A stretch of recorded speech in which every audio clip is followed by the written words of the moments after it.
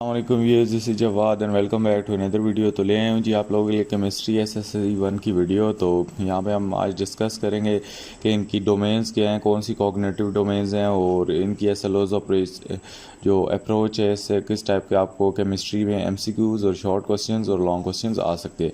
तो वीडियो को स्टार्ट करने से पहले चैनल को लाजमी सब्सक्राइब कर लीजिएगा। तो चलिए स्टार्ट करते हैं।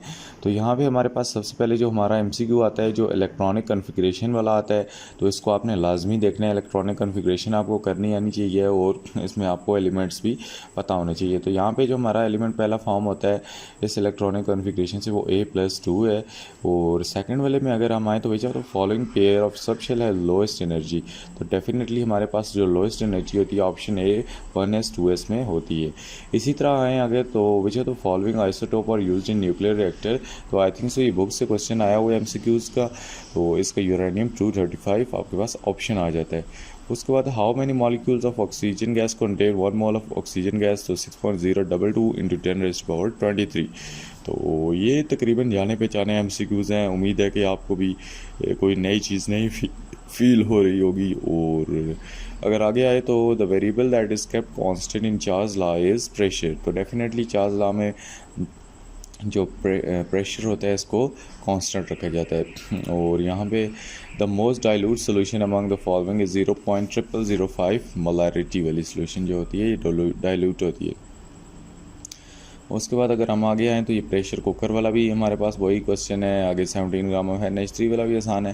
तो इसमें कहता है कि the pressure cooker work on the principle of the relationship between boiling point and external pressure. उसके बाद 17 gram of NH3 is dissolve in 1 decimetre cube of solution, the molarity will be 1। और उसके बाद इन H2S the oxidation state of sulphur is -2। उसके बाद the compound having the hydrogen bonding among the molecule is H2O। और उसके बाद metallic character increasing down the group which are following is most metallic, CS is most metallic. उसके बाद the most electronegative element in the group 8 is F।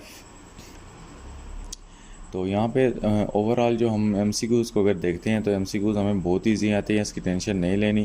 तो short question में अगर हम आएँ तो यहाँ पे हमारे पास जो शॉर्ट क्वेश्चन आ जाते हैं सारे के सारे, इनको मैं एक मिनट आपको दोबारा से हाईलाइट करके दिखा देता हूँ।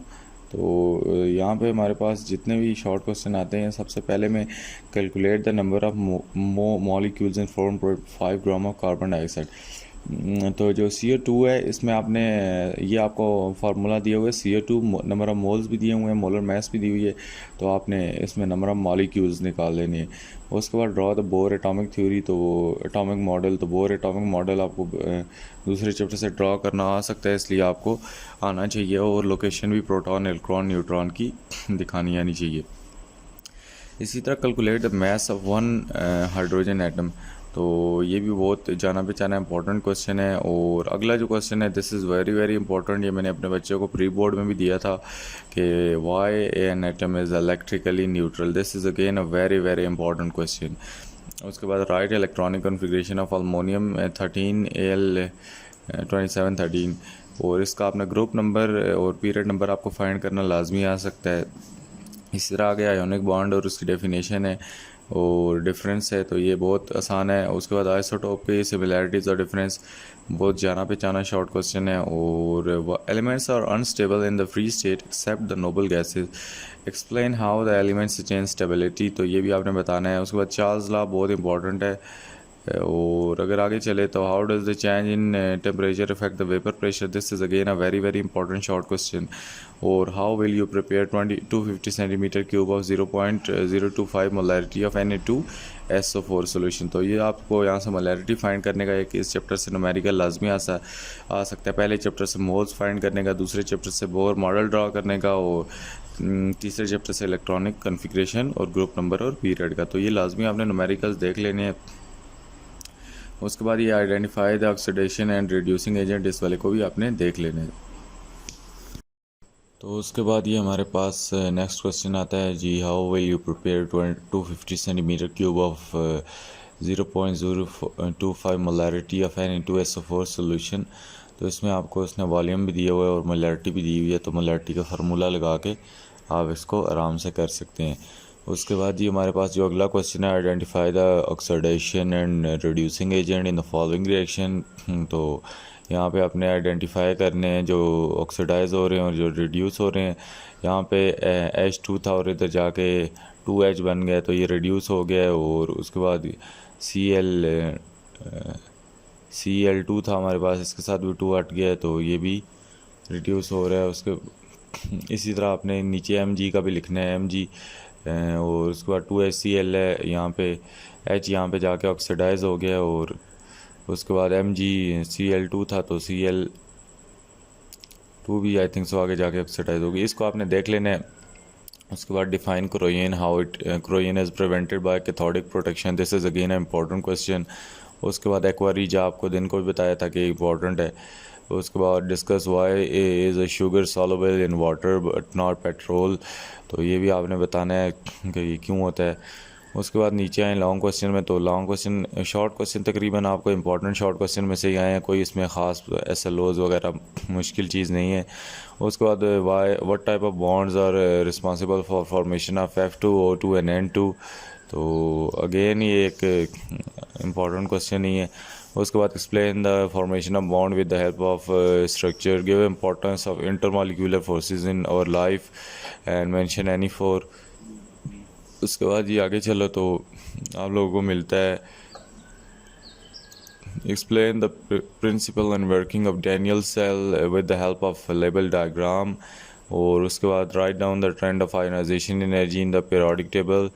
और उसके बाद ये रदरफोर्ड इम्पॉर्टेंट है, और ये वाला आपको बता रहा था मैं दिन को कि why is the boiling point of water top at the Mount Everest 70 degree centigrade. नीचे आपको ये एक सप्लीमेंट्री टेबल दे देंगे जिसमें आपको एटॉमिक नंबर और मास नंबर लिखे होंगे, तो बाकी फार्मूलाज को भी देखते हैं कि क्या होता है उनका। इसी तरह इसके सोल्यूशन पे चलें तो ये इसके MCQ की सोल्यूशन है, और ये इसके जो भी न्यूमेरिकल हैं वो सॉल्व हुए हैं। यहाँ पे आपको ये सेकंड पे बोर एटॉमिक मॉडल जो है पोटाशियम का ये ड्रॉ हुआ मिलेगा। मेरा मतलब है कि इस तरह आपने ड्रॉ करना है। और उसके बाद ये calculate the mass of hydrogen वाला क्वेश्चन है, इसको भी आपने यहाँ पे कर लेना है। ये सारा वो जो पहले पीछे क्वेश्चन डिस्कस किए हैं उनके आंसर्स हैं, तो ये जिन लड़कों के पास अवेलेबल नहीं है वो यहाँ से भी देख सकते हैं। और उसके बाद Y atom is an electrically neutral give reason. और उसके बाद यहाँ पे हमारे पास ये right electronic configuration of aluminium, तो इसकी इलेक्ट्रॉनिक कॉन्फ़िगरेशन और ग्रुप पीरियड आपने लिखना है। तो ये जो हमारा जितने शेल्स होते हैं यहाँ पे देखें थर्ड शेल तक आ रहा है तो इसका ग्रुप क्या होगा, 3A होगा। और उसके बाद जो हमारे पास क्या है जी, इसका 3 इलेक्ट्रॉन्स हैं इसमें, ये आप देख सकते हैं 3s2 और 3p, ये 3 शेल है तो यहाँ पे इसके वैलेंस में 3 इलेक्ट्रॉन है, तो ये क्या होगा, ग्रुप 3A होगा। उसके बाद पीरियड क्या है कि थर्ड शेल है, थर्ड वैलेंस शेल 3 है तो इसलिए इसका क्या होगा, पीरियड भी 3 होगा। उसके बाद ये आयोनिक बॉन्ड की डेफिनेशन वगैरह सारी की सारी आपके सामने लिखी हुई है। वो give 2 similarities and difference between isotopes, तो ये भी इजी था। उसके बाद elements are unstable in free state of noble gases, explain how element attain stability. उसके बाद state the Charles law and derive its mathematical expression, and then it is how does the change in temperature affect the vapor pressure of liquid. उसके बाद how will you prepare 250 centimeter cube of 0.025 molarity of Na2SO4 solution. और उसके बाद identify the reducing and oxidization agent, तो यहाँ पे ये जो Cl2 है आगे जाके देखे ऑक्सीडाइज हो रहा है, Cl2 बन रहा है। और उसके बाद रिड्यूसिंग एजेंट जो है H2S है। इसी तरह आगे ये इसका B पार्ट है Mg वाला। तो उसके बाद define the corrosion and how corrosion is prevented by cathodic protection, ये भी आपको आराम से मिल जाएगा। उसके बाद पेट्रोल वाला इसलिए है कि शुगर पोलर है और वाटर भी पोलर है और इसलिए वो डिज़ॉल्व हो जाती है, जबकि पेट्रोल क्या है, नॉन पोलर है इसलिए वो डिज़ॉल्व नहीं होता। तो इसकी आराम से लॉजिक है। उसके बाद जी हमारे पास what type of bonds are responsible for formation of F2 O2 and to explain the formation of bond with the help of structures। उसके बाद ये हमारे पास F2 के जो बॉन्ड्स हैं O2 और N2 के, ये इंपॉर्टेंट है, इनको देख लेना है। ये इस तरह आपने ड्रॉ करने हैं डॉट और क्रॉस स्ट्रक्चर में। उसके बाद give the importance of intermolecular forces in our life, mention any four. ये इंटरमॉलिक्यूलर फोर्सेस की जो इम्पोर्टेंस है। और उसके बाद ये क्वेश्चन नंबर 4 का ये पार्ट है, explain the principle and working and construction of Daniell cell with the help of level diagram. तो ये डैनियल सेल की जो वर्किंग है और सारा ये इम्पोर्टेंट लॉन्ग क्वेश्चन है। और नीचे आए तो ये डायग्राम भी इसकी इम्पोर्टेंट है। उसके बाद write down the trend of ionization energy, ionization energy, shielding effect, ये सारा इंपॉर्टेंट है और इनके ट्रेंड भी आपने करने हैं। इसी तरह रदरफोर्ड पे आते हैं तो ये रदरफोर्ड का आंसर है, ये सारे बुक पे आपको लिखे हुए मिलेंगे। इस तरह आपको लॉन्ग क्वेश्चन आएगा। और why is the boiling point of water top at Mount Everest, this is again a very very important question.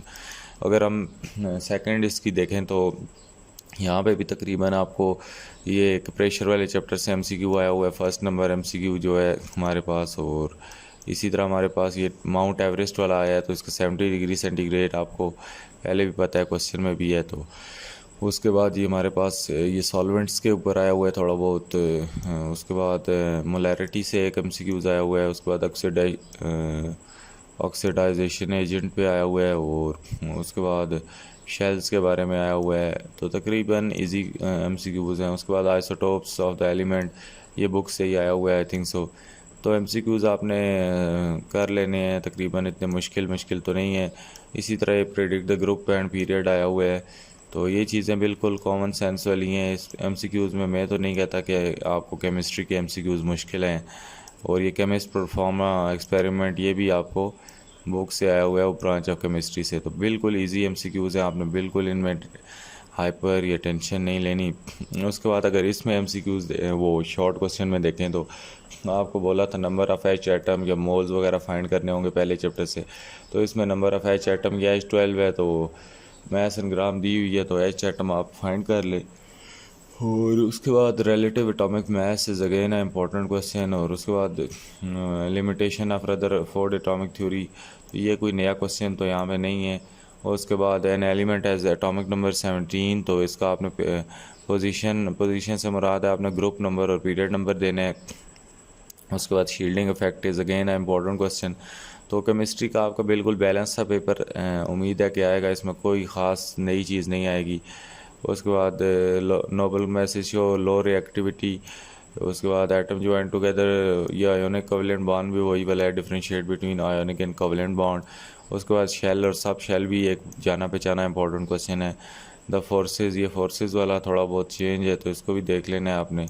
इसी तरह जी differentiate between amorphous and crystalline solid, this is again a very old important question. And define allotropy and give two examples, ये भी बहुत पुराना question है। और ये इलेक्ट्रोप्लेटिंग वाला भी इतना वो नहीं है, लेकिन इसको भी देख लेना है।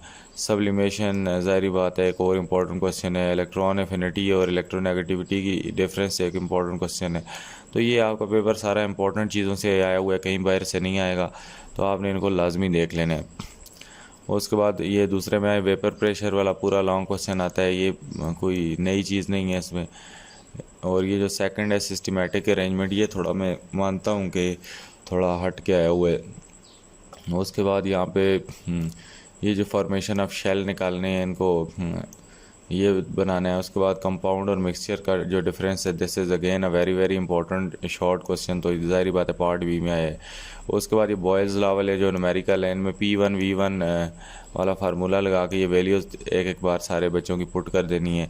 और differentiate between solution suspension and colloid, this is again a very very old and famous short and long question. तो इस पेपर में भी कुछ नया नहीं था, तो हम दोबारा इसमें चलते हैं। तो यहाँ पे भी आपको जो इनका तीसरा पेपर है, इसमें भी आपको प्रेडिक्ट किया गया ऑक्सीडेशन नंबर वगैरह वगैरह। तो ये बिल्कुल इजी एमसीक्यूज़ है। एमॉर्फस बताना है कि है या नहीं। इसी तरह आपने बताना है कि किसकी लोअर इलेक्ट्रोनेगेटिविटी है और इलेक्ट्रॉनिक कन्फिग्रेशन हुई है, इस एलिमेंट का नाम बताना है। इसी तरह आपको ये ग्रुप ये केमिकल प्रॉपर्टीज़ जिनकी सेम है वो बताने हैं एलिमेंट्स। इसी तरह आपको जी अमाउंट ऑफ NaOH बतानी है 0.5 मोलैरिटी वाले सोल्यूशन में। उसके बाद जी किस प्रोसेस में हम लूज़ करते हैं इलेक्ट्रॉन। तो ये आपके अंदर क्वेश्चन आंसर से MCQs बन के आए हैं और ज़्यादातर एक्सरसाइज से भी देंगे आपको।